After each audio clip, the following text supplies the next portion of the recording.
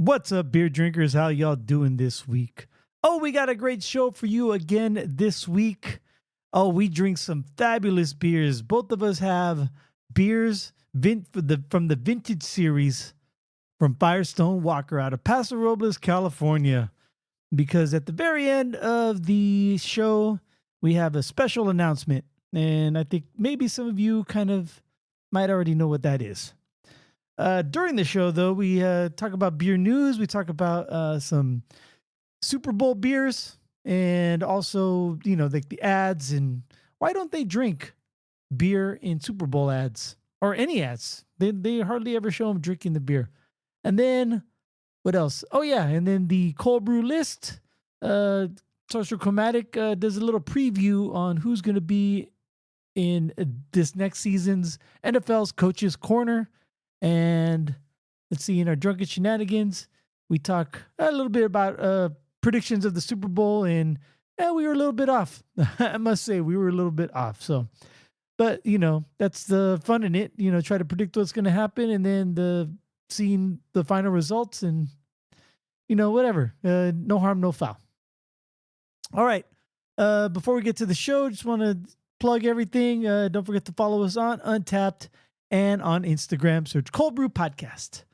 All right, so without further ado, it's time for another Cöld Brüe.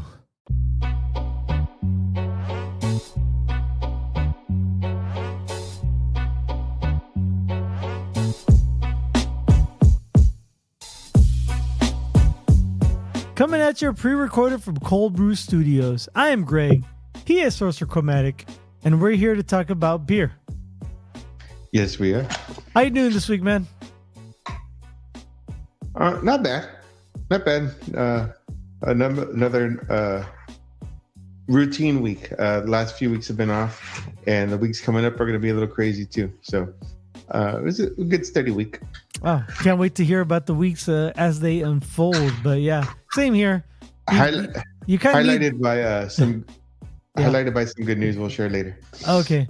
Yeah, the routine's good though. You need those routine weeks to get back, to calm down a little bit, and then when the crazy weeks happen, then you appreciate them a little bit more. You know what I mean? Exactly. Yeah, exactly. All right, so speaking of routine, let's get to the beer, shall we? Sure. All right. So I have in front of me from my good friends at Paso Robles, California, or in Paso Robles, California, Firestone Walker, in collaboration with Highland Park Brewery. Highland Park is out of LA, I believe. And this is their 2022 edition of a beer called No Ends, Only Beginnings. It is a vintage beer. It's from their vintage series. I'll hold it up right here for the people out there fortunate enough to watch us. And that light is too bright, or either that I'm too close to the light. Yeah, the light's washing it out the label. Yeah, about there you go. You'll get a little filter going on. All right, label aside, this beer is old. It's about 2 years old, maybe 2.5. I'm not sure exactly when in 2022 they brewed it, but according to the label that I just tried to show, it's an Imperial Stout aged in bourbon barrels. It had an original gravity of 3.5 Plato, an IBU of 36. They just made 560 cases of it only. Had a final gravity of 1.5 Plato, and the yeast is British Ale, and the color SRM is, I want to say it's 160, but that just seems a little bit too much. But this number on it says number 1, so I think this is from the first barrel that they put it in. Not that has anything, not that it's going to make it better or worse. It's just from the first barrel that they aged it in. So anyway, without further ado, and without me yammering on more than I have to about this beer, pop off. Of course, there's no head behind it, so there's not like it's very subtle bottle opening. What do you got? Right. All right. So just like you, by way of our good friends in Paso Robles, California, You know. I have one of their vintage series. I have a classic, a favorite of the show, Sticky Monkey. Oh, I love that one. Sticky Monkey is a Central Coast quad. So it's barrel aged. Um, the OG on this is I'm sorry, 28.5 Play-Dohs. Mm-hmm. Um, IBU is 26 units. Cases, they produced 2,500. Uh, the final gravity is 7.6. The yeast is Lucha Libre. All right. Órale. And then the SRM color is 76. So without any further ado, and the year. This one this one's been tucked away in my cellar slash probably been in my fridge for about a year now. But this is a 2017. Jeez. Back when I had beer money to spend and forget. Yeah, pre kids, right? Right. Pre kids, pre wife. Oh shit! Yeah, you're right. Were you guys dating back then though, or would? Yeah. We were Okay. together. And, All right. Yeah. Oh yeah, because you guys started dating before I moved out here, so yeah, that makes sense. Yeah. So well, I don't know if you guys heard the pop off because it is a bottle, but yeah, very low carbonation profile. But man, just that dark color and that aroma A lot takes of me back. these, yeah, a lot of these Firestone Walker Vintage Series beers are, they don't have a big pop off sound effect when you open the bottle. Right. And that's probably due to the fact that they were, in barrels for a while. Yeah, there's not a lot of You carbonation. don't want to, you don't want a highly carbonated product in a barrel. I mean, yeah, they're watertight, but they're not pressure tight, or pressure tested. Yeah, right. Anyway, all right. Yeah, this one right here, this No Ends, New Beginnings, fabulous beer. It's a lot of sweetness. I get some like chocolate coffee flavors, but that just comes from the dark roastiness of the stout. But I also get some maple, a lot of sweetness, and not a lot of burn. But yeah, so not a lot of heat when you drink it. So it's not. I think it's 12. What did I say? 12%. Yeah, 12% alcohol by volume. So it's not super huge. It's a big beer. You don't want to drink this all in one setting and then go and operate heavy machinery. But um, yeah, it's not. It doesn't feel like it. So it's a little bit dangerous in that aspect, and it's sweet, like chocolatey sweet. So I like it. I dig it. I really like this collaboration, and I'll probably give it a good rating later on the Untapped portion of our show. How's yours? Well, when you were drinking when you were talking about yours, I was drinking mine.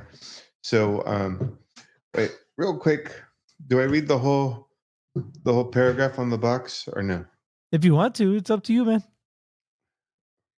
Since founding our brewery in 1996, we have specialized in the rare art of fermenting beer in oak barrels.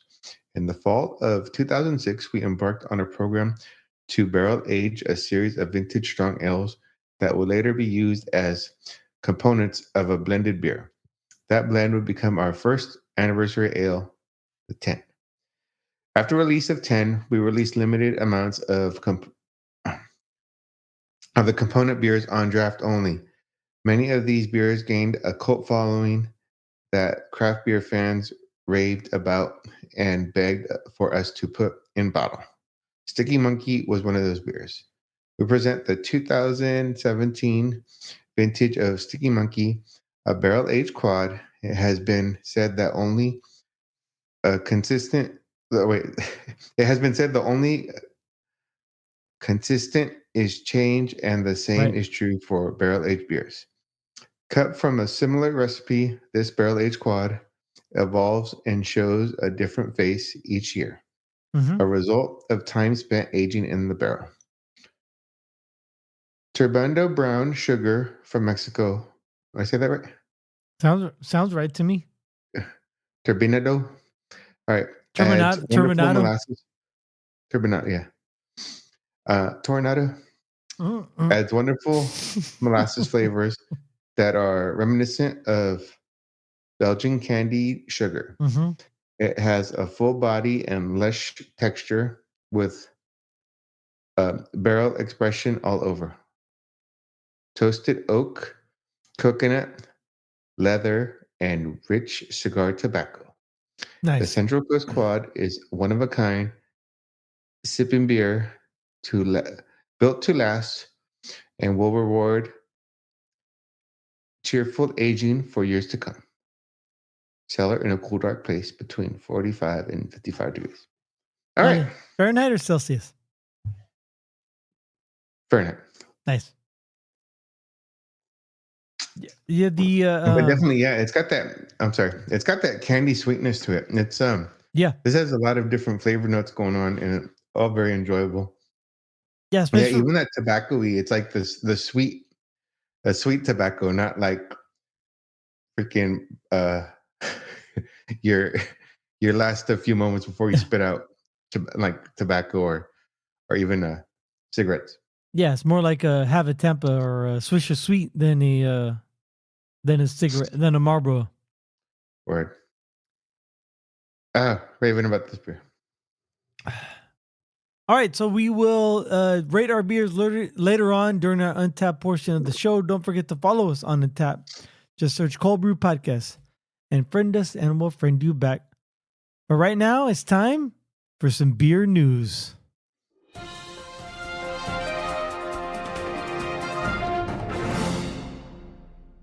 All right, so the first beer news story I have comes to us from Michigan, United States, from Ann Arbor, Michigan.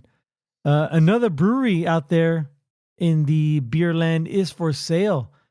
How much money do you think you can scrape together for an emergency? Just, ballpark. 5 figures, 6 figures?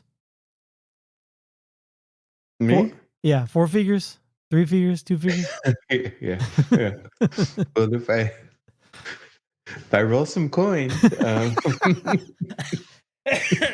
hey, no Canadian pennies, bro. right.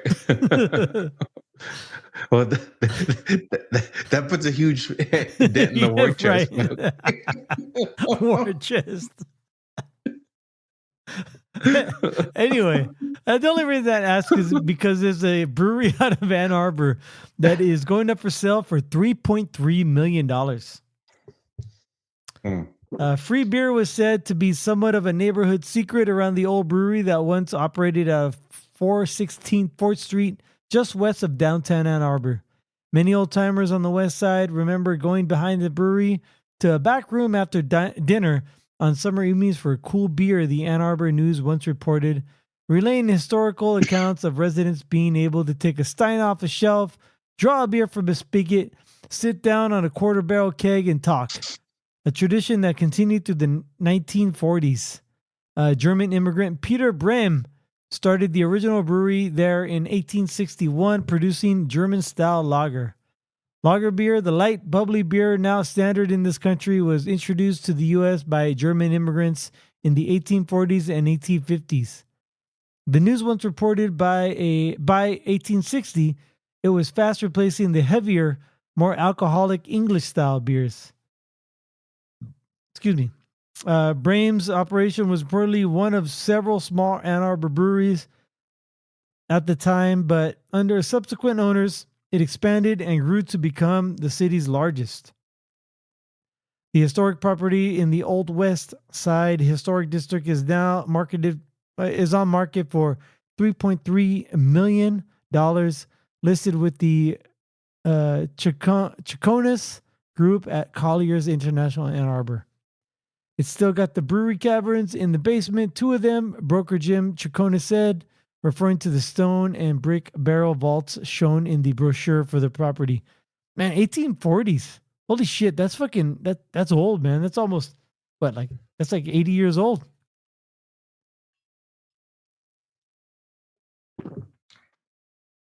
Yeah. They don't call him best color man in the podcast game for nothing, folks. Anyway, so if you have $3.3 million and you are in Michigan and want to invest in a brewery, there you go. There's one there on 416th, blah, blah, blah street. One more thing I wanted to bring up before we move on to our next segment is, where'd it go? Oh yeah, here it is. It comes to us from Mashed. Why people never actually drink beer in Super Bowl commercials? Are you excited for the Super Bowl ads at all? Do you like the Super Bowl ads, or it's like whatever? Yeah, some campaigns are good. Some meh. I could do it. I mean, remember ever since they called it the .com bowl with all those crazy, just it was all tech commercials. Yeah. That was back in what 03, 04 ish. Oh, I thought it was earlier than that, but yeah, you're probably right. Early 2000s. Yeah, yeah, I could take it or leave the commercials. But I mean, seriously, the original suspects they do well. Um, like Bud Light, Doritos, they seem to be all over it. Yeah.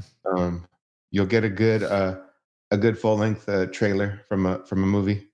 Yeah. Yep. I think So I like, think this year the one that people are talking about is they're going to premiere, like, even though the trailer already came out, but like an exclusive premiere is going to be the new Jurassic Park. yeah, I heard that one. I think even too, they're gonna do one more Captain America. Oh, okay. All right. So like a They're bigger, gonna have like longer one. yeah, they're gonna have a longer one. All right. Sounds good. Yeah. As far as beer goes, What I about? think, yeah. I would say, what about you? Oh yeah. Well, the only reason I bring this up is because I saw an Instagram post from the beer aficionado. I'm sure some of you out there follow him. He's very big on the marketing side of beer, and he's very in tune with the. And you know what I like is his. I think his in-laws live in Sacramento, so sometimes even though he's in Chicago, he goes and visits the in-laws, and he's like at a Rayleigh's in Chicago or Sacramento, and he's talking about California beer. So I always find that kind of cool. So he's Oh, talking definitely. like New Glory and some of those other Sacramento beers, like Revision and stuff like that. But yeah, he came out with like his top 7, because all the, like, I think like we've talked about before, not this podcast, but an earlier one. The all the commercials come out before the Super Bowl starts, pretty much all of them. And so yeah, he already like listed his top 7. If you want to go follow it, and to each their own. I get it. I understand why he ranked the way he talked about it. He couldn't show all of them, but yeah, Bud Light was high on his list, and I think Budweiser was his number one. The whole Clydesdale. I think like the Clydesdale, like a team goes out for a shipment and a keg falls off the wagon, and then like a baby Clydesdale, like a foal, sees it and picks up the keg somehow and takes it to like where it's supposed to be. I'm good with that. I don't like the whole stupid sentimental ones. I like the funny ones. I like the frogs, croaking Budweiser. Those are that's my, or the WhatsApp ones from Bud Light. Yeah, I like I know what you mean. I like the ones that make you laugh. Yeah. Well, I forgot how it went, but like I remember one of them that made me bust up was the Coke versus Pepsi thing, and where like the Coke driver goes into the the freaking gas station and goes and buys the Pepsi, and they all fall off the shelf and whatever. And he's like all bumping around like, oh shit, Oh yeah, the security camera footage of it. Yeah, Yeah. right. I think Oh, the Pepsi guy bought Coke, or I think that's how they did it. But that was like way. I want to say that was like yeah. the 2001 2002 Super Bowl, right? No, that might even been late '90s. Oh, okay, all right. And they played that old Hank Williams senior song. You're cheating heart. Yeah, That's you're all. cheating heart. Yeah. Yeah. That was a good one. I remember that one. All right, so back to my story. It comes to us from MASH, why people never actually drink beer in Super Bowl commercials. If you ever wondered how much beer is drunk during the Super Bowl, well, it's up to say it's a lot. Some estimates guess over 300 million gallons. However, you won't see it consumed in commercials airing during this big game. If you pay close attention, you'll notice that in all of those big budget Super Bowl beer ads, no one actually ever takes a sip. They'll pop the can or pour a glass, but the beer never touches their lips. Believe it or not, that's not an editing mistake or some arbitrary FCC rule. It's actually a self-imposed standard in the U.S. beer industry. The National Association of Broadcasters allows TV networks to set their own standards, and generally speaking, they don't want to show people drinking in ads. Therefore, beer companies would rather not take chances that might lead the network to nix their ad spots. The Beer Institute, a trade group representing the American beer industry, has advertising and marketing code that acknowledges depicting beer consumption is okay when media standards allow it. However, there are other rules surrounding beer advertising that could help explain why companies steer clear of showing people actively drinking in ads. For example, the rule says ads shouldn't show people drinking irresponsibly or in situations that require coordination and alertness. Avoiding depicting alcohol consumption altogether may just be the safest route.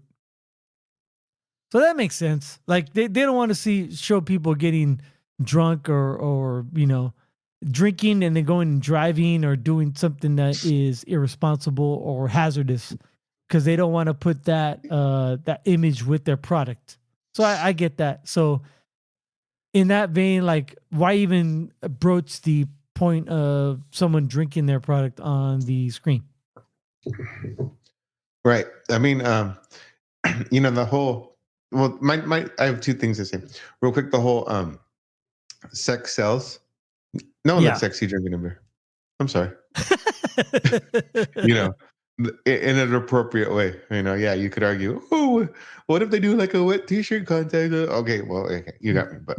But at the same time too, the image, it like beer looks more, I guess, to me, more appealing when like they do the whole like they drop the cooler on the beach and like it's open and they're all ice cold on there, like glistening in the light with the condensation all over the yeah.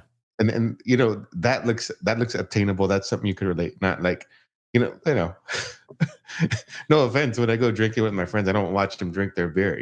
Like like, oh yeah, that looks hot. And they look side eye like, what the fuck are you talking about? Was that as good as it looks? So I could just even see the practicality is like, they're really, like, show them drop the cooler and go to the lake or run to the show, run into the ocean or something like that, Yeah.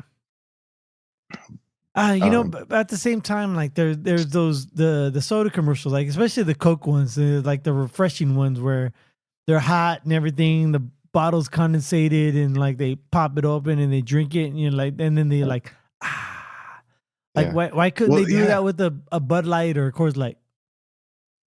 Right. Well, like I think we even talked about this when last time I went to the movies. They did that Coke commercial in the theater. Yeah. And it's like that. What's it called? RSM or something like that?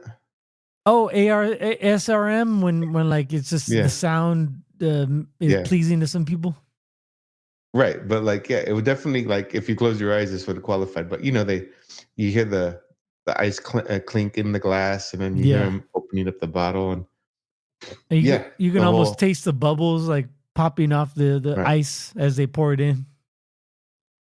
Exactly. Yeah. They should do that. So yeah, I mean, they kind of do that. They do pour it. Sometimes you hear the pour sound, and then it just looks. You're right though. It does look pretty damn attractive when it's just sitting there in the glass with the exact perfect amount of head on the top and the product placement label like facing right at you. So anyway, I never really noticed that they didn't drink beer in the ads, and I think the Beer Aficionado gave his top 7. So there's at least 7 beer ads during the commercial, whether it's in the pregame, halftime, or during the show. There will be 7 beer ads at the very least, maybe even more. Maybe they might show a couple extra, but anyway, those those are some of the beer ads I tend to like. Some of them I don't. But I do like the ads. And this year, because of the 2 teams, I'm not looking forward to the teams or the ads at all. I'm just looking forward to the halftime entertainment. Yes. Anyway, I concur. all right, you ready to move on to the next segment? I think I am. That's great because it's my favorite segment. It's time for the Cöld Brüe List. Dun, dun, dun, dun. Let me ask you this. Yeah. In lieu of the Cöld Brüe List, what's the other hot segment on this show?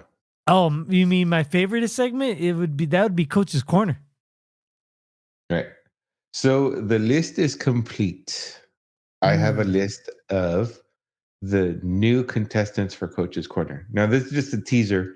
We'll get more in depth. We'll just talk about what we know off the top, and then we'll do a segment where we get more in depth. Yeah, but that won't be till like around August. Definitely.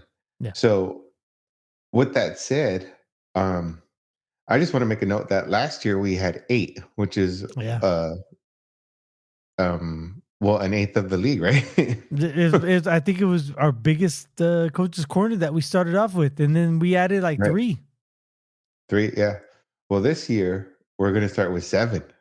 So Damn. It's up there. Yeah. Man, I mean, it's good work if you get it, but it seems like the seat's already hot when you walk in the office, right?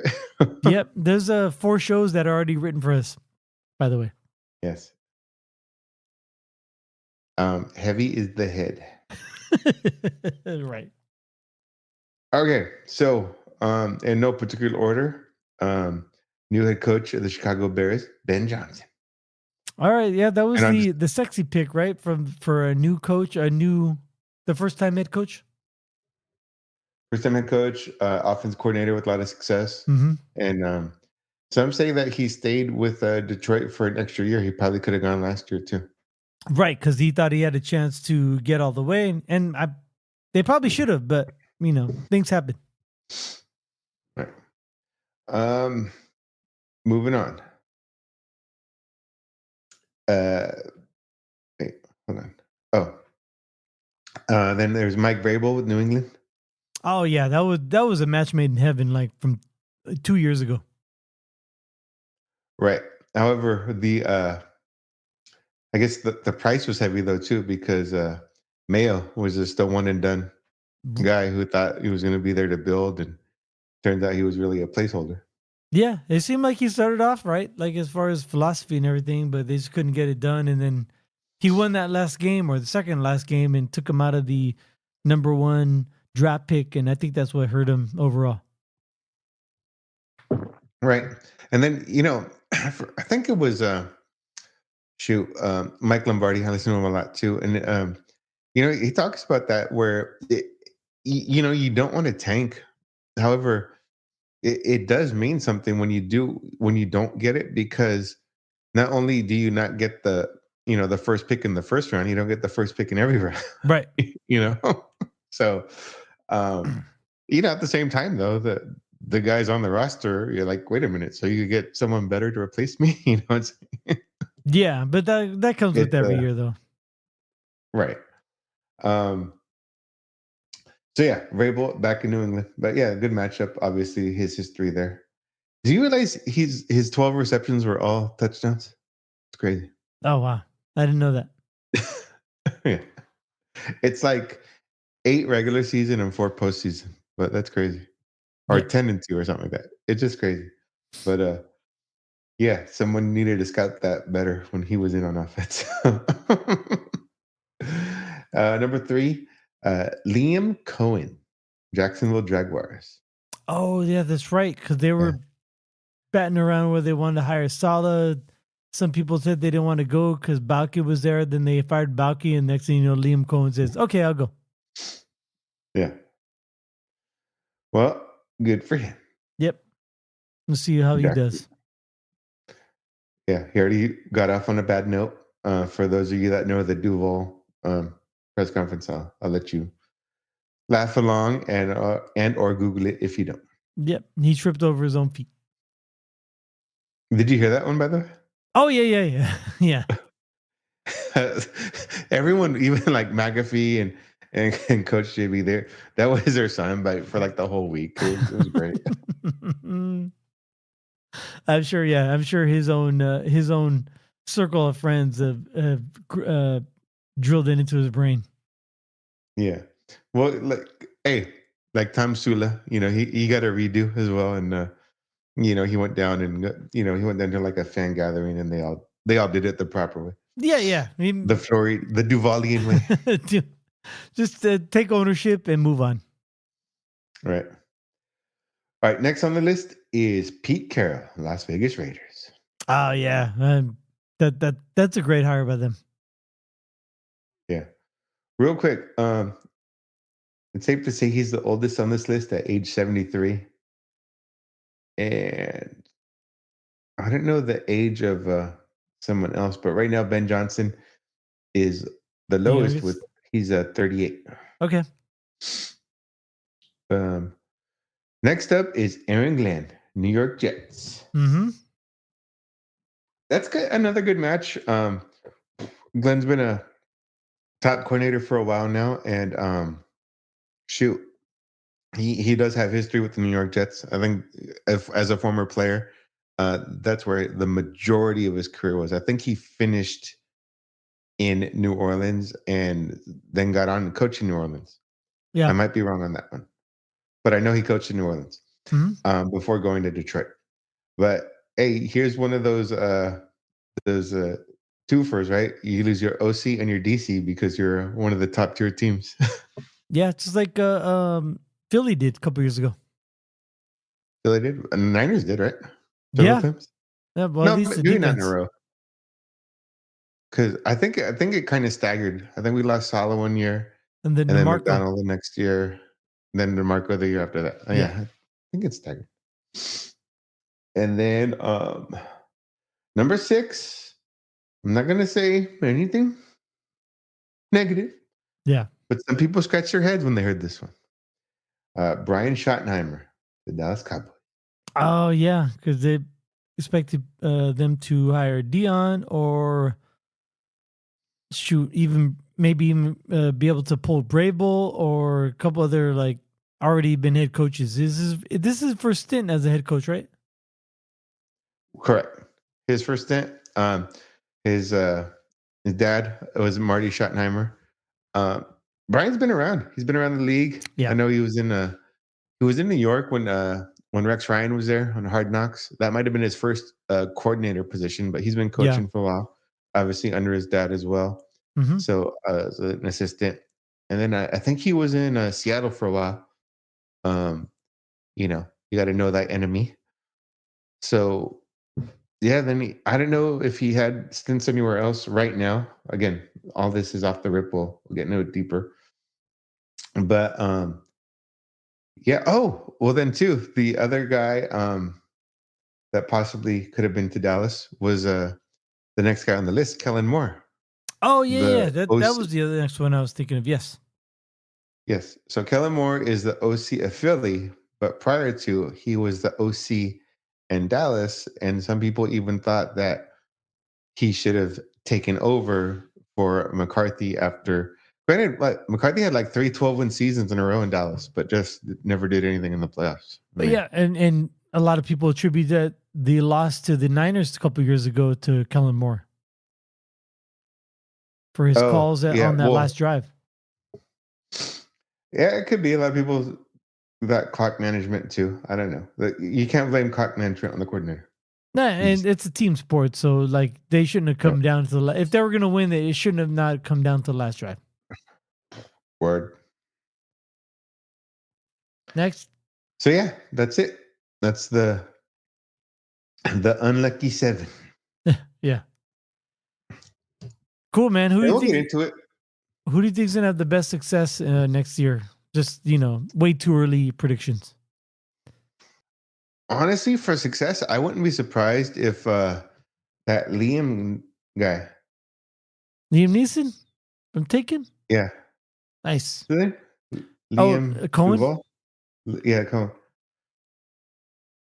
Only Yeah, because he's an offensive mind. He's yeah. got the quarterback in place, still young, but got some experience, and is in a favorable division. I mean, yeah, because Chicago, like Ben Johnson was probably the most sought after in this. Well, maybe Vrabel. I don't know. I like of all these guys, I'd be cool with Vrabel. Right. You know what I mean? Is my head coach. But but Vrabel's got a big hill to climb. Like we just talked about, they were one game away from being the first overall pick, so Right.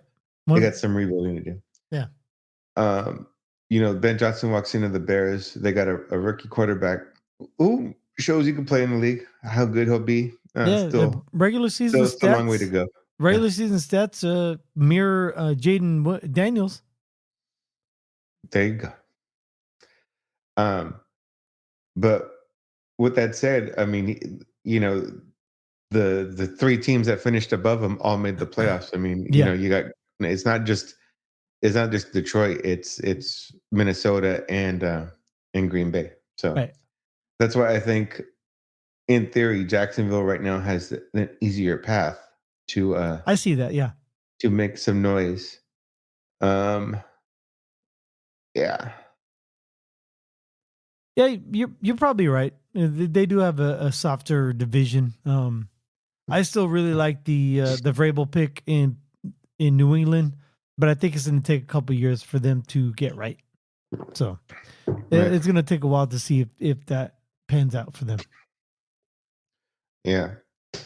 And then too, I think honestly, I think the toughest is Aaron Glenn. Not just because I mean he's a defensive minded side of the guy, but granted, that doesn't mean he doesn't know football. Right. That doesn't mean he can't get a good OC. However, quarterback's a big question mark for him.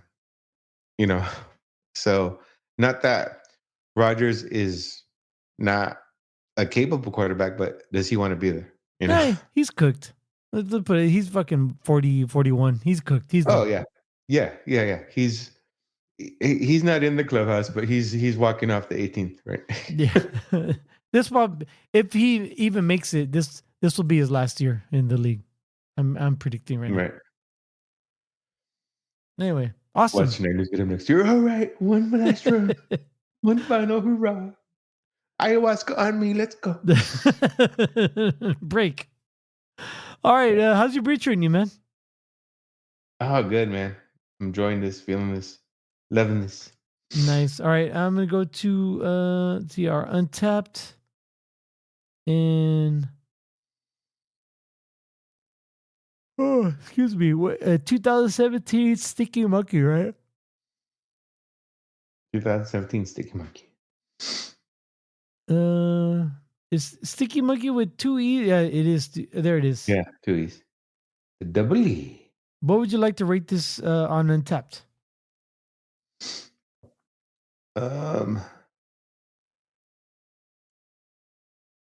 I would like. Oh, I gotta give this like a 4 or 5. It's phenomenal. Right. I mean, because I have to break it down by style, right? They call it a Central Coast quad. So right away, I'm thinking of American quad and barrel aged. I mean, I don't even know another one. Like, if there was a gun to my head, I couldn't tell you another one to save my life. Right. On top of this, barrel aged, phenomenal, great flavor, great texture, great aroma. There's nothing wrong with this beer. Great America. If Yeah. you enjoy this style of beer. Right. Yeah. On Untapped, they rate it or they categorize it as a strong ale. Has an overall rating of 4.38, and two of our friends have rated it for an average of 4.73. Kate gave it a 4.5, and Aztec 77 gave it a 4.75. We're going to rate it a 4.5, right? Yes.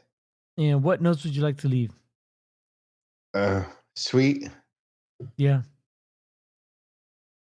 savory, Okay. and huh. They say molassy. All right. Mo- Molassesy. Hey, Saved. real Yeah. quick, I just saw this thing. Kellen Moore, the expected new head coach of the Saints, when he was in college, he faced off against his starting quarterback, Derek Carr. Oh shit! No kidding. Yeah, I didn't know that. Kellen Moore went to Boise, but Oh, okay. Boise Boise beat Fresno 57-7. Oh goddamn. Yeah, so he's gonna get the practice first day. Let me show you how it's done. Eh. Let me see here. I had by Firestone Walker no ends. Oops. ENDS. Only beginnings have an overall rating of 4.29. I was going to give it a 4.25, so I'm right there. It is also sweet, bitter, and chocolatey. Chocolatey. Hope I spelled that right. Oh, there it is. Save and check in. Also, how do you feel about the Super Bowl tomorrow? We're recording this on Saturday night. Um, well, I heard that the some of the Eagles, like Jalen Carter, Yeah. were were fighting an illness during the week. I don't know Yeah. how that's going to affect the game or the outcome. However, no excuses. We already said and we placed a bet. We think the Eagles are going to win. However, we hope for a high scoring game. Right. So there's that. Yeah, I mean, I don't know. I don't think what's his name, the quarterback Mahomes? for the Eagles. Hurts? No, for the Eagles, Hurts. I don't know. I don't think he's good enough for this Chiefs defense. The Chiefs reinvented themselves since their Yeah. first Super Bowl run to now. They're more of a defensive team.